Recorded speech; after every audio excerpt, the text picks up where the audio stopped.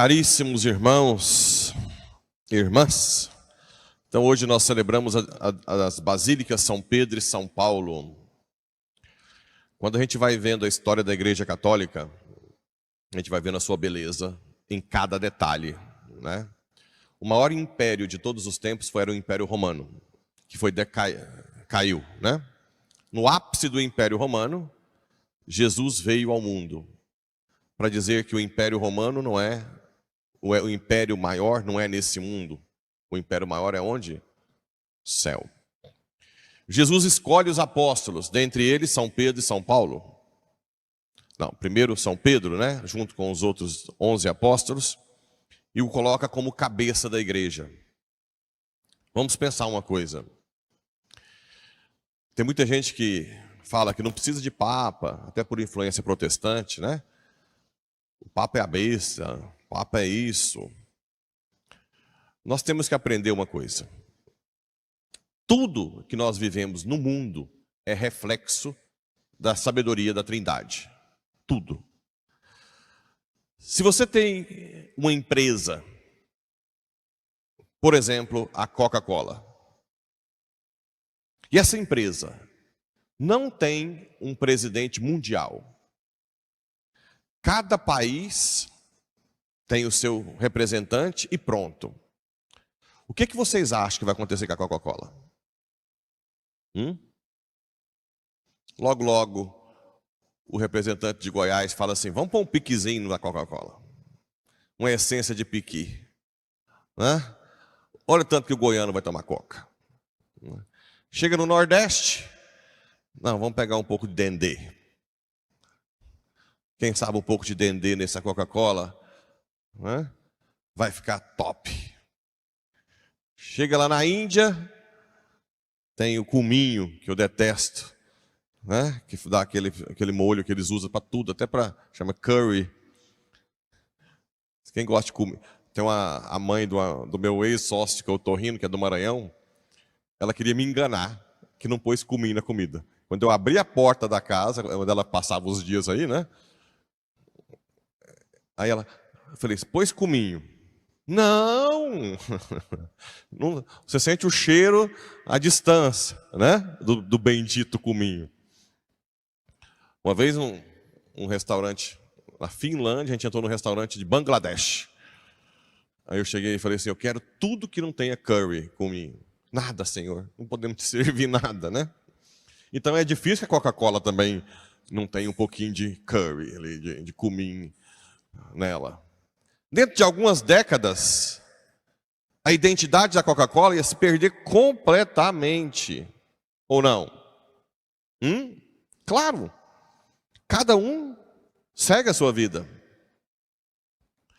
A única religião que tem uma referência de unidade e universal é a Igreja Católica. Mas nenhuma. As ortodoxas estão divididas. Patriarca da Grécia não tem nada a ver com o patriarca de Moscou, que não tem nada a ver com o patriarca da Ucrânia. Nada. Hierarquias totalmente diferentes. A Igreja Anglicana, que separou da Igreja Católica, porque o rei Henrique VIII tomou a igreja, né? O bispo de Nova York, da Igreja Anglicana, por exemplo, ele é a autoridade máxima. O que ele decidir, uma vez eu conversando com um padre, as igrejas anglicanas episcopais, né, nos Estados Unidos, são muito parecidas com a nossa. Aliás, mais bonitas, né? Tem todos os vitrais. E apareceu um padre de batina. Eu falei, nossa, esse padre deve ser muito... Quando eu fui ver, era anglicano, casado, 6 filhos. Né? E ele, muito dócil. Eu fui, na época, conhecendo um pouco mais a igreja anglicana, e ele estava muito contrariado, porque estava liberando muita coisa em Nova York. Muita coisa. Eu falei, uai, mas quem que comanda o bispo de Nova York? Ninguém. É ele a última palavra. A última palavra do bispo de Nova York, da igreja anglicana, episcopal, aqui em Nova York, é esse bispo. Ele não tem mais ninguém superior a ele. Ora, isso traz um problema. se perde completamente a unidade, a universalidade.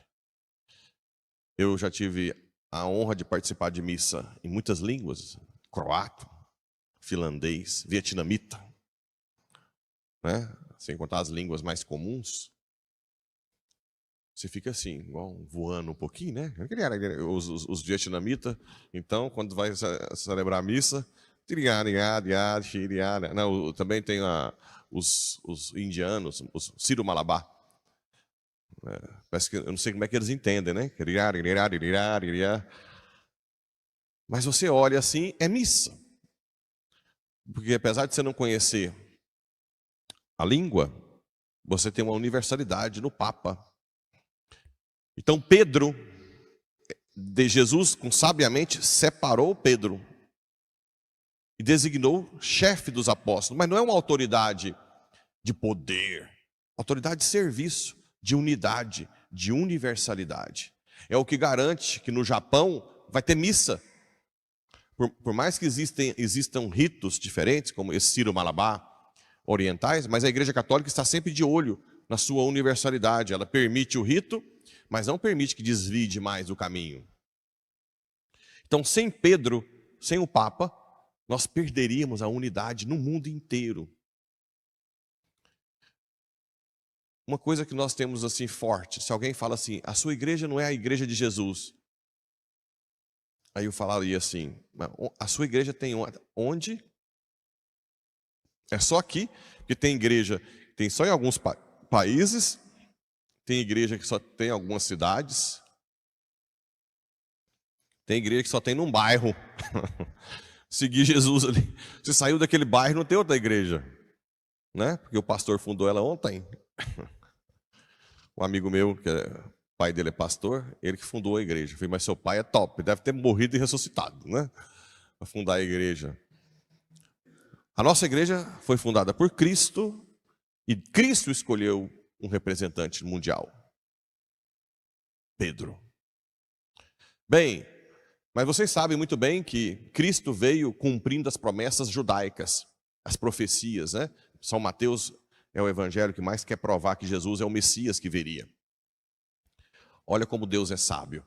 Então ele cumpriu todas as promessas dentro da cultura judaica.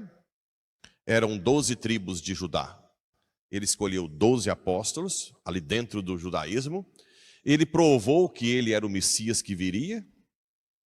Só que tem uma coisa, Jesus não veio simplesmente responder aos profetas judeus. Jesus é Deus de todos. Então, o que Cristo fez foi universalizar a salvação. E aí vem Paulo, um perseguidor dos cristãos, judeu nato, né? Que de repente tem uma conversão extraordinária, cai. A gente fala que cai do cavalo, mas os biblistas são muito... Fala que não tem cavalo lá, né? Mas provavelmente ele estava andando a cavalo, vamos pensar assim. Tem um quadro belíssimo lá na Basílica de São Paulo, que eu tive a honra de ser ordenado diácono, né? Fui ordenado no altar de São Paulo, embaixo estava o corpo dele, depois no final a gente desceu lá no corpo. Tem um quadro belíssimo de São Paulo caindo do cavalo. Bem, Deus escolheu São Paulo para evangelizar os fora do judaísmo. Teve toda uma coisa bonita que a gente vai vendo na Bíblia, nos Atos dos Apóstolos, por exemplo, é que São Paulo começou a evangelizar os gentios e ele começou a dizer que não precisava se circuncidar mais. Não precisava mais seguir os costumes judeus. Porque agora era pela fé, né? Nós seríamos salvos pela fé. Deu o maior bafafá, os apóstolos ficaram bravos. A igreja, desde o início, aprendeu que o Espírito Santo está nela. O que eles fizeram? Se reuniram em Jerusalém, o chamado primeiro concílio de Jerusalém. E ali se discutiu se realmente poderia evangelizar sem exigir a circuncisão.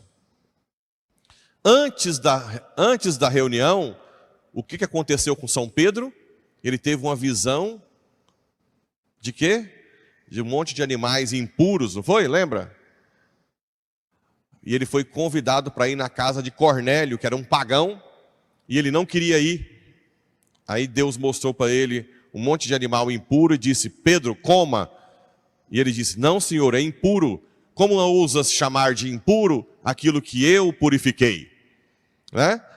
Então Pedro vai, tem essa visão, come os animais impuros, e depois vai na casa de Cornélio, obediente ao Espírito Santo, e ali todo mundo é batizado no Espírito Santo, a família toda. Não fala que é exceto crianças não, né? Lá não fala que é exceto crianças. Essa história não existe. Bem, aí quando Paulo vem para pedir para os apóstolos que se convertessem os gentios sem exigir, Paulo faz o discurso. Gente, eu que sou judeu, tive uma visão assim e assado. Deus mandou eu ir na casa de um pagão e eles foram batizados no Espírito Santo. Quem somos nós para dizer não? E aí foi aprovado que Paulo poderia muito bem fazer a sua pregação, né, para os gentios de fora, sem problema, sem exigir circuncisão, sem nada. Apesar que, com o tempo, no finalzinho da vida de São Paulo, lá em Jerusalém, onde tinham os cristãos mais judeus, eles queriam matá-lo, que aqui no Atos dos Apóstolos já está fugindo, porque os judeus queriam matá-lo, porque achavam que ele estava destruindo a fé judaica. E Paulo, que é cidadão romano, pede para ser julgado diante César. Como cidadão romano, ele tem esse direito. E aqui ele está indo para Roma. E quem que estava em Roma também na época? São Pedro. Tem uma história que São Pedro, quando começou a perseguição de Nero, dos cristãos, São Pedro estava fugindo de Roma. Certo? E na saída de Roma, perto da Catacumba de São Calixto, que é um lugar turístico em Roma, ele encontrou Jesus. E ele se ajoelhou: mestre, o que fazes aqui? E Jesus diz: estou voltando para Roma para ser crucificado de novo por você. Na verdade, a pergunta de Pedro é: quo vadis? Aonde vais? Né? Em latim, quo vadis? E Jesus diz: vou a Roma morrer de novo por você. E ele disse: não, Senhor. Não, Senhor. Eu volto para lá. Não precisa morrer de novo por mim. E tem uma capela que é onde está a pegada de Pedro, ou de lá que ele para, ou de Jesus, né? É onde ele se para, está lá a pegada até hoje, e volta para Roma. E nesse meio termo, São Paulo, que estava na Jerusalém, está indo para Roma. E os dois morrem perseguidos pelo mesmo imperador, Nero, no ano 64, mais ou menos. São Pedro, naquela época, Roma tinha um muro que cerca a cidade. Um muro que era de proteção. Quem era cidadão romano morava dentro do muro. Os que não eram escravos, fora do muro. A Basílica de São Pedro é mais ou menos dentro do muro. Era uma área um pouco afastada, mas ainda dentro, onde São Pedro foi crucificado. São Paulo, apesar de ser cidadão romano, ele foi decapitado fora dos muros. E uma rica, esqueci o nome dela, na época, sepultou São Paulo fora dos muros. Olha a simbologia. Fora dos muros, fora do judaísmo, né? Os pagãos. Então nós temos a Basílica de São Pedro dentro dos muros, que está o corpo de São Pedro, e a Basílica de São Paulo fora dos muros. Tanto é que o nome é Basílica de São Paulo fora dos muros, que está enterrado São Paulo. Vocês querem coisa mais bela do que isso? Olha a riqueza que é a igreja. As duas colunas da igreja enterradas em Roma, que simbolizava o maior império humano de todos os tempos, para mostrar que o império maior não é humano, o maior império de todos os tempos é o de Cristo, que ninguém destruirá. Nós temos hoje as duas basílicas simbolizando as duas colunas. Os corpos deles estão lá, provados, né? Aqui está São Paulo, está lá no túmulo. Eles já fizeram todos os estudos, tudo indica. São Pedro também tem todo um estudo. Claro que não tem exame de DNA, mas se mostra claramente que ali são os ossos de São Pedro. E dali, hoje nós estamos celebrando as duas basílicas, das duas colunas da igreja. Aquele que dá universalidade e unidade à igreja, que é o Papa, e daquele que pregou o evangelho a todas as criaturas fora do judaísmo, que é São Paulo. Uma riqueza extraordinária. Aqui nós temos o momento do evangelho em que Pedro caminha sobre as águas, né? Se vocês forem a Roma, onde Paulo foi decapitado, existe a igreja de Tre Fontane, das três fontes. Dizem que era assim, o morro onde São Paulo foi decapitado. Então a cabeça dele foi cortada e ela bateu assim, assim e assim. Nos três lugares formou a fonte de água. Se você entrar na igreja, está lá a fonte de água, onde a cabeça bateu 3 vezes. Também tem o lugar que ele ficou preso antes de ser decapitado. Eu tive a honra, sem preparar nada, de fazer meu retiro diaconal, onde ele foi decapitado. O mosteiro trapista. Fica junto com e fui ordenado onde ele foi enterrado. Será que o meu destino é a decapitação? Para mim é a melhor martírio que tem. Só é ruim até puff, né? Mas se for esse, eu ainda a tolero bem. Né? Mas é uma honra para mim ter sido ordenado ali. Eu, sozinho, seminarista, falei para São Paulo assim, eu quero ser ordenado aqui, se vira. As portas se abriram completamente. Impressionante. Eu sozinho, não tinha ninguém, não tinha um reitor, não tinha um bispo. E o gerente da basílica disse assim, olha, mas você sabe que seu bispo não pode celebrar no altar papal, só o Papa. E aí eu falei, como assim não pode? Mas eu quero lá. Aí ele piscou, então deixa que eu vou arrumar para você.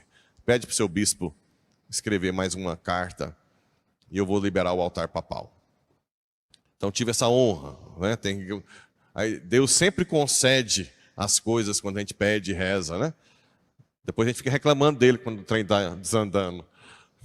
Quando acaba o piqui e a carne, fica só o arroz, aí nós estamos lá reclamando, né? Mas quanto piqui e carne já deu para nós, a gente não lembra. Então vamos ser gratos a Deus e confiar na providência. Hoje nós estamos vendo Pedro que caminhava sobre as águas enquanto ele mirava em Jesus.